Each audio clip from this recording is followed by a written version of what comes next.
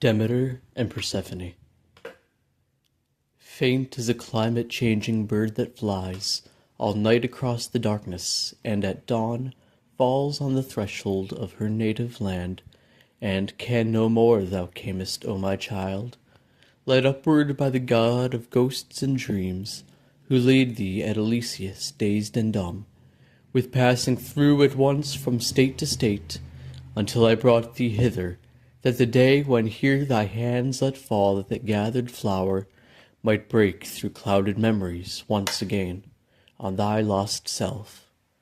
A sudden nightingale saw thee, and flashed into a frolic of song, and welcome and a gleam as of the moon when first she peers along the tremulous deep, fled wavering o'er thy face, and chased away that shadow of a likeness to the king of shadows, thy dark mate, Persephone. Queen of the dead no more, my child, thine eyes again were human godlike, and the sun burst from a swimming fleece of winter grey, and robed thee in his day from head to feet, mother, and I was folded in thine arms. Child, those imperial, disimpassioned eyes awed even me at first, thy mother, eyes that oft had seen the serpent-wanded power draw downward into Hades with his drift of flickering spectres, lighted from below by the red race of fiery Phlegethon. But when before have gods or men beheld the life that had descended re-arise, and lighted from above him by the sun? So mighty was the mother's childless cry, a cry that rang through Hades, earth, and heaven. So in this pleasant vale we stand again, the field of Enna, once more ablaze, with flowers that brighten as thy footstep falls, all flowers, but for one black blur of earth, left by that closing chasm, through which the car of dark Adonis rises rapt thee hence. And here, my child, though folded in thine arms, I feel the deathless heart of motherhood within me shudder, lest the naked glebe should yawn once more into the gulf, and thence the shrilly whinnyings of the team of hell ascending pierce the glad and songful air, and all at once their arched necks, midnight-maned, jet upward through the midday blossom. No, for see, thy foot has touched it. All the space of blank earth-baldness clothes itself afresh, and breaks into the crocus-purpled hour that saw thee vanish. Child, when thou wert gone, I envied human wives and nested birds.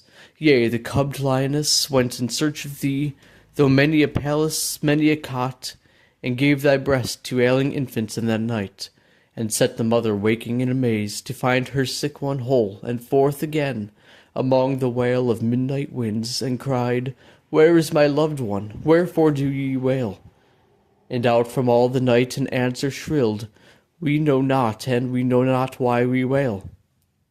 I climbed on all the cliffs of all the seas, and asked the waves that moan about the world, Where do you make your moaning for my child?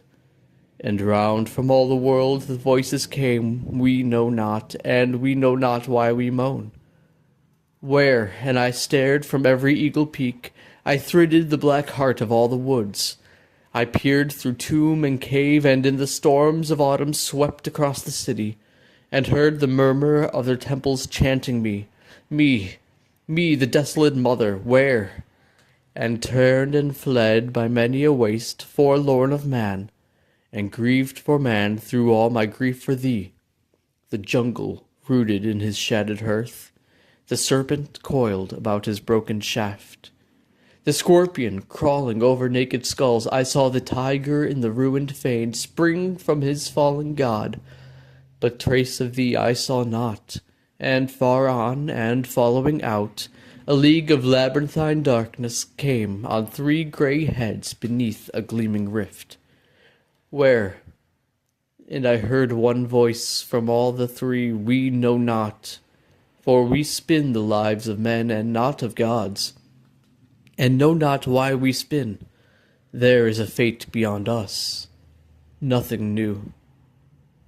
Last, as the likeness of a dying man without his knowledge, From him flits to warn a far friendship that he comes no more. So he, the god of dreams, who heard my cry, drew from thyself the likeness of thyself without thy knowledge, and thy shadow passed before me, crying, The bright one in the highest is brother of the dark one in the lowest. And bright and dark have sworn that I, the child of thee, the great earth mother, thee, the power that lifts her buried life from gloom to bloom, should be forever and forevermore the bride of darkness. So the shadow wailed. Then I, earth goddess, cursed the gods of heaven. I would not mingle with their feasts. To me their nectar smacked of hemlock on the lips. Their rich ambrosia tasted aconite. The man that only lives and loves an hour seemed nobler than their hard eternities. My quick tears killed the flower, my ravings hushed the bird, and lost in utter grief, I failed to send my life through olive yard and vine, and golden grain, my gift to helpless man. Rain-rotten died the wheat, the barley spears were hollow-husked. The leaf fell, and the sun, pale at my grief, drew down before his time, sickening, and Etna kept her winter snow. Then he, the brother of this darkness, he who still is highest, glancing from his height on earth a fruitless fallow, when he missed the wonted steam of sacrifice, the praise and prayer of men, decreed that thou shouldst dwell for 9 white moons of each whole year with me, 3 dark ones in the shadow with thy king. Once more the reaper in the gleam of dawn will see me by my landmark far away, blessing his field, or seated in the dusk of even by the lonely threshing floor, rejoicing in the harvest and the grange. Yet I, earth goddess, am but ill content with them who still are highest. Those grey heads, what meant they by their fate beyond the fates? But younger, kindlier gods to bear us down, as we bore down the gods before us, gods to quench, not hurl the thunderbolt, to stay, to spread the plague, the famine.